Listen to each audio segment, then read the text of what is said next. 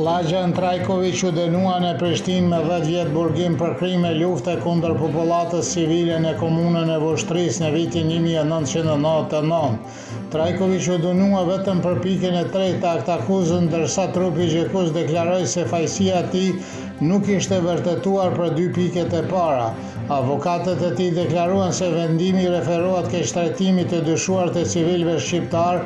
Zhivojin Jokanović theksoi se edhe në rast të pranimit të fajit, një akt i tillë nuk mund të karakterizohet si krim lufte, ndërsa Bogdan Lazić njoftoi një ankesë në gjykatën e apelit. Zyra për Kosovë dhe Metohi njoftoi se vendimi kundër Slađan Trajkovićit është prova se nuk ka të drejta apo drejtësi për serbët në Kosovë. Drejtori i Zyrës për Kosovë dhe Metohi, Petar Petković, u bëri thirrje serbëve të zhvendosur brenda vendit nga Kosova që jetojnë në Kralevçi të përgjigjen ftesës së shtetit serb dhe të votojnë për listën serbe në zgjedhjet e jashtëzakonshme parlamentare me 28 dhjetor. Petković theksoi, siç tha ai, të dielën po mbahen zgjedhje të rëndësishme ku fitoria e listës serbe, e cila garanton mbijetesën e popullit serb në Kosovë, është me një rëndësi vendimtare. Konventa parazgjedhore e listës serbe u mbajt në shtëpinë e kulturës në Graçanic. Në takim mori pjesë kryetari dhe nënkryetari i listës serbe Zlatan Ellik dhe Igor Simić, kryetari i komunës së Graçanicës Novak Zhivić, si dhe kandidatët për deputet në Parlamentin e Kosovës. Ashtu siç lista serbe fitoi 10 komunat me shumicë serbe në zgjedhjet lokale, tani është koha që të fitojmë edhe me bindshëm me 28 dhjetor dhe të fitojmë të 10 vendet të garantuara për përfaqësuesit e popullit serb në Parlamentin e Prishtinë, ishte mesazhi kryesor nga tubimi parazgjedhor në Graçanic. Zëdhënësi i Komisionit Qendror Zgjedhor Valmir Elezi tha se votimi për zgjedhjet e jashtëzakonshme për Kuvendin e Kosovës do të mbahen nesër në 29 misione diplomatike të vendosura në 18 vende të ndryshme të botës. Procesi i votimit do të fillojë në orën 7 të mëngjesit në konsulatën e Kosovës në Stamboll, ku janë të regjistruar 116 votues, raporton Kosova Press. Ai shtoi se votimi me post, i cili filloi rreth 2 javë më parë, do të përfundojë gjithashtu në të njëjtën kohë si dhe të gjitha votat e mbledhura do të dërgohen në Kosovë për numërim.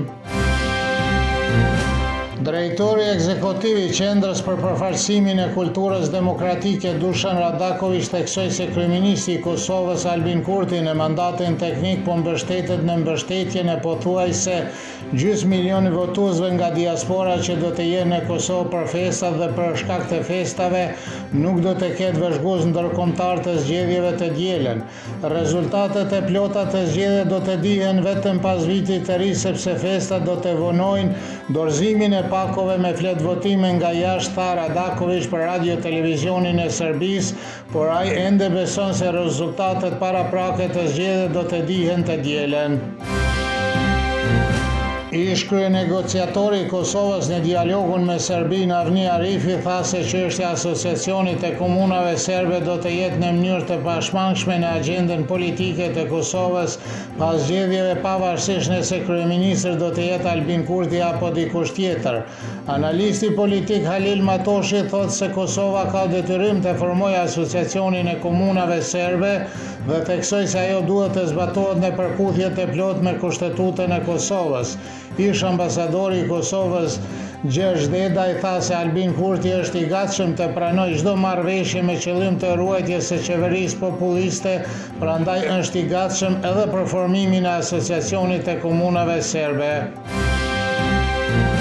Kryetari i shoqatës së gazetarëve të Serbisë Živojin Rakočević vlerësoi se ftesa e kryeministit Albin Kurti në mandatin teknik drejtuar gazetarëve nga redaksitë serbe për të bërë pyetje në gjuhën shqipe është kulmi i diskriminimit institucional afatgjatë të gjuhës serbe.